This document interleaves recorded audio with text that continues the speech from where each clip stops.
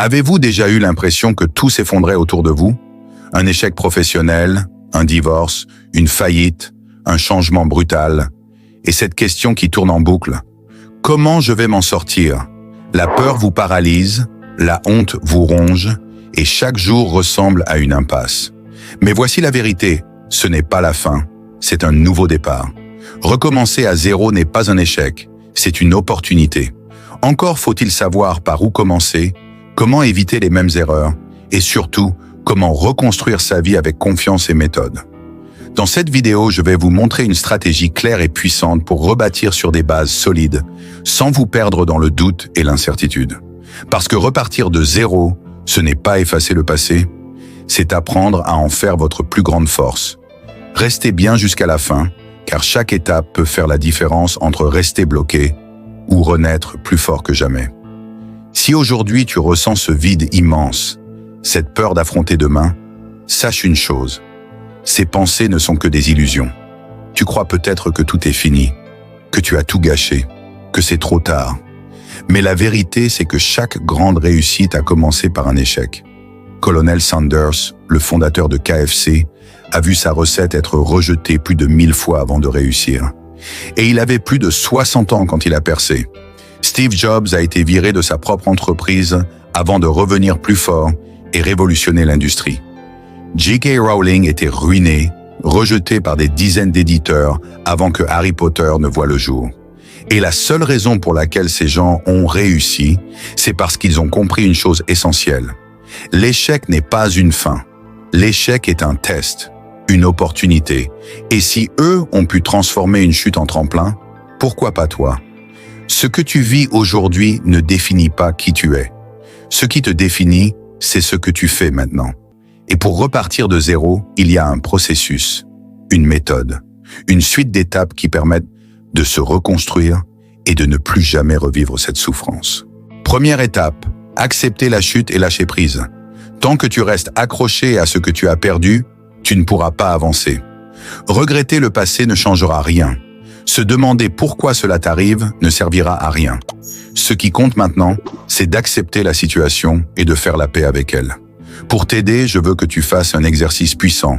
Écris une lettre à ton ancien toi. Exprime tout. Ta colère, ta frustration, ta tristesse. Et à la fin, écris cette phrase. Je te libère. Je me libère. Ce n'est pas la fin. C'est un nouveau départ. Brûle cette lettre si tu veux. Mais une fois que c'est fait, tourne la page. Parce que la vraie reconstruction commence ici.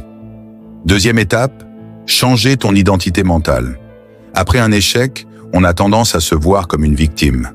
On se dit qu'on est malchanceux, qu'on n'a pas les compétences, qu'on ne vaut rien. Stop.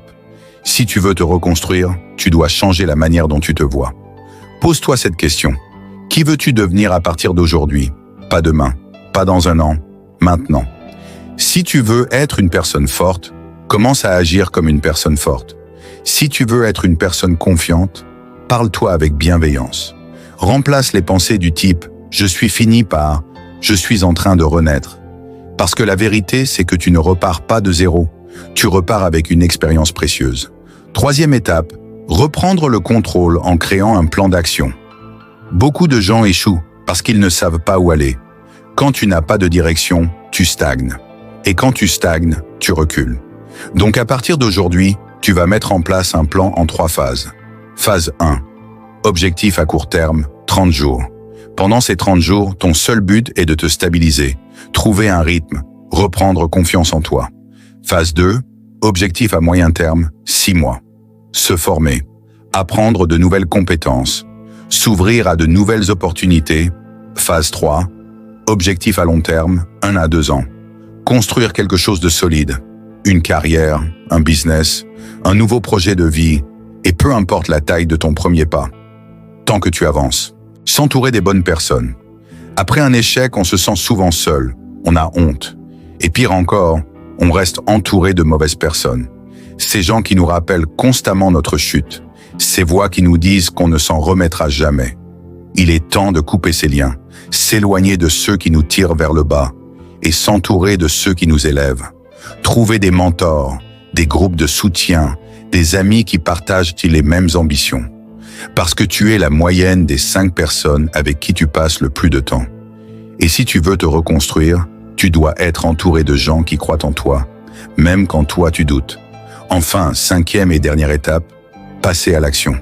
C'est là que tout se joue, parce que tu peux avoir le meilleur plan du monde.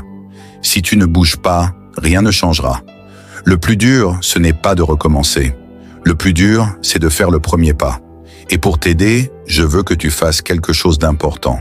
Mets-toi un défi sur 30 jours, une action par jour, peu importe laquelle. Lire un livre, contacter quelqu'un, apprendre une nouvelle compétence. L'important, c'est de créer du mouvement. Parce que le mouvement crée l'élan, et l'élan détruit la peur. Alors souviens-toi de ça. Tout ce que tu vis aujourd'hui n'est pas une punition. C'est une préparation. La personne que tu es en train de devenir, c'est celle qui va réussir. Peut-être pas aujourd'hui, peut-être pas demain. Mais un jour, tu regarderas en arrière et tu comprendras pourquoi tu devais traverser tout ça. Parce que ce n'est pas la fin, c'est le début. Si cette vidéo t'a parlé, partage-la avec quelqu'un qui en a besoin.